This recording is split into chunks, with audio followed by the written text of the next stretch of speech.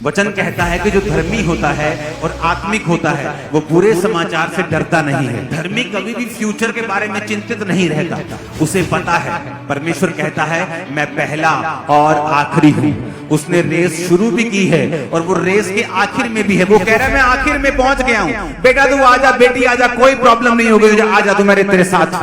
आपको बेसिक कभी नहीं भूलना होगा कि प्रार्थना उपवास आपका बेसिक है।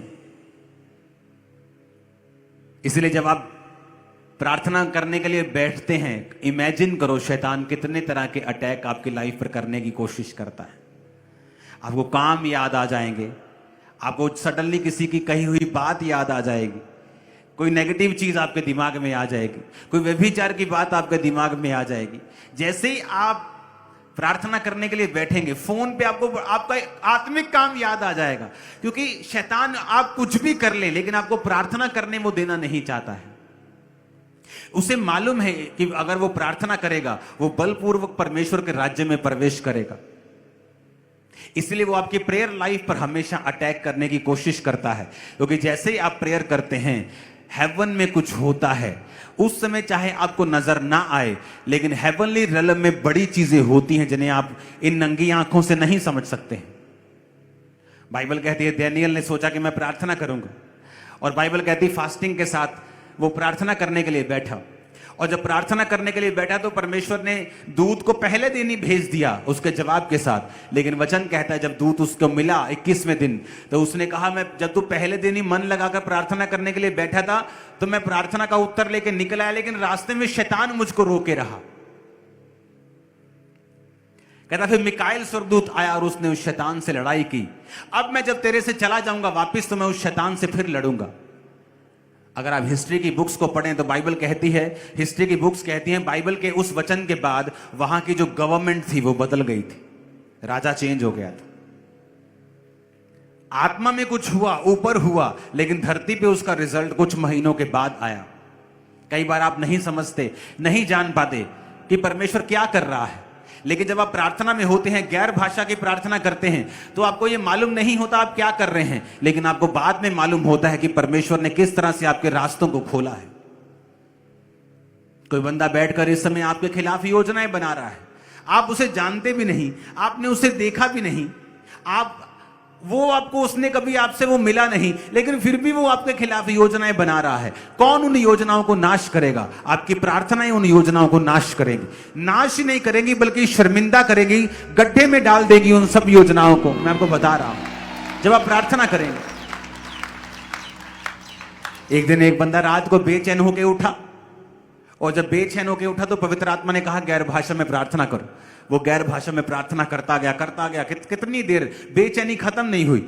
एक समय आया कुछ घंटे के बाद बेचैनी खत्म हो गई। कई बार आप बेचैन फील करते हैं, रात को एकदम से नींद आपको जाग जाती, आप बोलते हैं मुझे रात को नींद नहीं आती। परमेश्वर का आत्मा कई बार आपको उठाता है रात को प्रार्थना करने के लिए, लेकिन आप उसके मैसेज को, आप आत्मिक रूप से इतने मैच्योर नहीं होते कि आप उन मैसेजेस को समझ सकें। कई बार आपको बेचैनी अगर फील होती है तो वो प्रार्थना की कॉल होती है कि आपको प्रार्थना करनी है। कई बार आपको कई बार बड़ी निराशा फील होती है, कई बार दिल में आपको बड़ा डीप, आपको बड़ा सैड फील होता है, लेकिन आप जब देखते हैं यार आप तो घूम फिर रहे हैं, आप तो बड़े एंजॉय कर रहे हैं, लेकिन ये स्पिरिट में जो सैडनेस है, स्पिरिट में कुछ बेचैनी है कि किस लिए मेरी लाइफ में आ रही है, वो एक प्रार्थना की कॉल होती है कि परमेश्वर का आत्मा आपको प्रार्थना करने के लिए कह रहा है। कितने मेरी बात को समझ रहे हैं?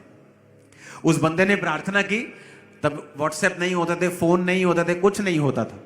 थोड़े दिन बाद वो अपने सगे भाई से मिला और उसके सगे भाई ने बताया मेरे भाई फलानी डेट को रात को इतने बजे मुझे हार्ट अटैक हुआ, और जब हार्ट अटैक हुआ तो मैं मर गया था। मैं मर गया और मुझे हॉस्पिटल लेके जा रहे थे, लेकिन सडनली कुछ देर के बाद मेरी सांसें वापिस आ गई। तो उसने कहा किस तारीख को हुआ? उसने कहा मेरे को ये फलानी तारीख को, इस तारीख को हुआ। उसने कहा उसी तारीख को मेरे को परमेश्वर ने कहा था उठाकर, जो मैं बेचैनी फील कर रहा था रात को उठ गया और मैंने गैर भाषा में प्रार्थना की थी। और वचन में लिखा है कि तुम अपने अति पवित्र विश्वास में प्रार्थना करो, गैर भाषा में प्रार्थना करो। इसलिए पौलुस ने कहा मैं आत्मा में प्रार्थना करूंगा, मैं बुद्धि से भी प्रार्थना करूंगा। आत्मा से प्रार्थना कैसे करनी है? गैर भाषाओं से।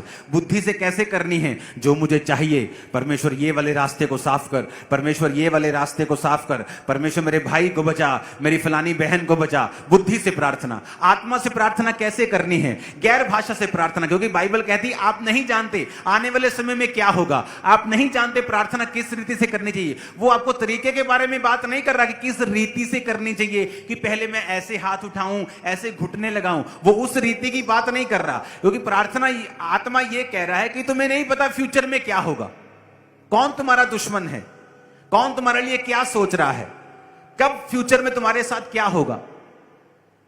इसीलिए वचन कहता है कि जो धर्मी होता है और आत्मिक होता है वो बुरे समाचार से डरता नहीं है।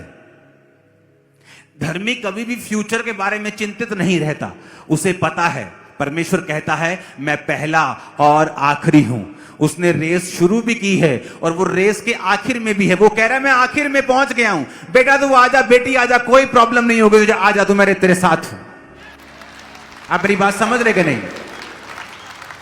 आप लुधियाना में हैं मान लीजिए, और लुधियाना से जलंधर आना है, और एक बंदा आपको कह रहा है जलंधर से कि चिंता मत कर, आजा, मैं पार कर चुका हूं। वो परमेश्वर है, हम रास्ते में हैं। परमेश्वर कह रहा है आजा, मैं पार कर चुका हूं, मैं आखिरी हूं, तू आजा, मैं तेरे साथ हूं, मैं तेरे संग हूं, मैं तुझे छोड़ूंगा नहीं, त्यागूंगा नहीं, तेरे संग रहूंगा, अपने धर्म में हाथ से तुझे संभाले रहूंगा, तू ना गिरेगा। कितने मेरी बात को समझ रहे हैं? हमें ये बातों को समझने की जरूरत है। इसलिए शैतान आपके प्रार्थना के जीवन के ऊपर अटैक करता है। तो जब उसने बताया कि उस रात मैंने प्रार्थना की थी गैर भाषा में, मुझे नहीं मालूम प्रार्थना मैं किसके लिए कर रहा हूं। आप प्रार्थना कर रहे हैं, हो सकता है आपके पास्टर के लिए प्रार्थना कर रहे हो, अपने बच्चों के लिए प्रार्थना कर रहे हो, आने वाले किसी बैड न्यूज को कैंसिल करने के लिए प्रार्थना कर रहे हो। और इमेजिन करो आपको आत्मा बेचैन करता है, या आपको प्रार्थना करने का अंदर से आपको एक मन होता है, लेकिन आप प्रार्थना नहीं करते। सोचो आने वाले समय में फिर जब वो चीजें होंगी तो हमें मालूम नहीं होगा, और हम कहेंगे वो परमेश्वर जी, हम मेरे साथ ऐसा कैसे हो सकता है, मेरे ऊपर ये शैतान ऐसे काम कैसे कर गया, मेरे बच्चे के जीवन में शैतान काम क्यों कर गया, मेरे फलानी जगह के ऊपर शैतान कैसे काम कर सकता है। क्योंकि वो मोमेंट था एक, उस मोमेंट में आपने मिस कर दिया, तो शैतान को पता है इसने मिस कर दिया, और इसलिए तो कहा है पवित्र आत्मा तुम्हारा मददगार है। कई बार आप एक जगह पे खड़े हैं और आप कुछ बोलने लगते हैं, परमेश्वर का आत्मा कहता है चुप कर जा, मत बोल।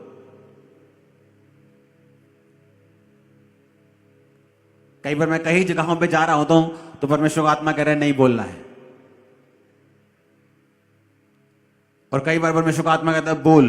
जहां आपको लगता है चुप होना चाहिए, बड़े आदमी खड़े हैं, परमेश्वर कहता है बोल, यहां बोलना है। कहां चुप रहना है, कहां बोलना है, पवित्र आत्मा आपको बताता है। प्रार्थना करनी है, पवित्र आत्मा आपको बताता है। जैसे ही आप पवित्र आत्मा की सहायता से प्रार्थना करना शुरू करते हैं, आप फ्यूचर में कई सारी बैड न्यूज को कैंसिल कर लेते हैं, कई सारे रास्तों को ओपन कर देते हैं, कई सारी अपॉर्चुनिटीज आपकी लाइफ में एंटर करती हैं जब आप आत्मा में प्रार्थना करते हैं। क्योंकि बिना बल पूर्वक आप उसके राज्य में प्रवेश नहीं कर सकते, बिना विश्वास के आप उसको प्रसन्न नहीं कर सकते। आपको अपना विश्वास, अपना ढीठपन आत्मा में पॉजिटिवली आपको दिखाना है कि आप परमेश्वर के पीछे हैं, और आप उसी से इस आशीष को लेंगे, और आप उसी के पीछे, आप उसको छोड़ेंगे नहीं। आप उसके राज्य में प्रवेश करने के लिए जितना बल लगाना पड़े आप लगाएंगे। ऊंची आवाज में हालेलुया बोलो। परमेश्वर के